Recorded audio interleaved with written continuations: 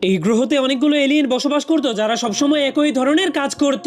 এমনকি তারা তাদের ছোট ছোট বাচ্চাদেরকে দিয়েও জোর করে একই ধরনের কাজ করাতো। কিন্তু শুধুমাত্র এই দুষ্টু বাচ্চাটাই বাকি সব বাচ্চাদের থেকে অনেক আলাদা ছিল, কারণ সে কোনো কাজ না করে একা একাই খেলাধুলা করত। যা দেখে বাকি সবগুলো বাচ্চা অনেক রেগে জলদি করে তার নামে তাদের মায়ের কাছে বিচার দিয়ে দেয়। এই জন্য সব মায়েরা মিলে সেই বাচ্চাটার মায়ের দিকে অবাক হয়ে তাকিয়ে থাকলে সেই বাচ্চাটার মা অনেক শরম পেয়ে যায়। এই জন্য সে জলদি করে তার বাচ্চাটাকে ধরে হাসপাতালে পাঠিয়ে দেয়। সেখানে তিনজন ডাক্তার সেই বাচ্চাটাকে একটা রুবিক কিউব দিয়ে মনোযোগ দিয়ে দেখতে শুরু করে সে কিভাবে সেটাকে সমাধান করে। কিন্তু সেই বাচ্চাটা রুবিক কিউবটাকে সাধারণভাবে সমাধান না করে সেটাকে খুলে খুলে আজব একটা আকার তৈরি করে ফেলে, যা দেখে তার বাবা মা অনেক অবাক হয়ে গেলে ডাক্তারেরা নিরুপায় হয়ে তার কাছ থেকে সেই কিউবটাকে কেড়ে নেয়। এরপর তারা একটা বক্সে করে রং নিয়ে বাচ্চাটার সামনে দিলে বাচ্চাটা হঠাৎ করে সেই বক্সটাকে বন্ধ করে দেয়, যার কারণে সবগুলো রং ডাক্তারদের চেহারার উপরে গিয়ে পড়ে যায়। এই জন্য আর কোনো উপায় না পেয়ে ডাক্তারেরা একটা আজব মেশিনের মাধ্যমে তাকে বশ করে দেয়। এরপর ডাক্তারেরা একটা ব্রেন ওয়াশ ক্যাপসুলকে ক্যান্ডির সঙ্গে মিশিয়ে দেয়। কিন্তু যখনই বাচ্চাটার জ্ঞান ফিরে আসে সে যখনই ডাক্তারদের হাতে সেই ক্যান্ডি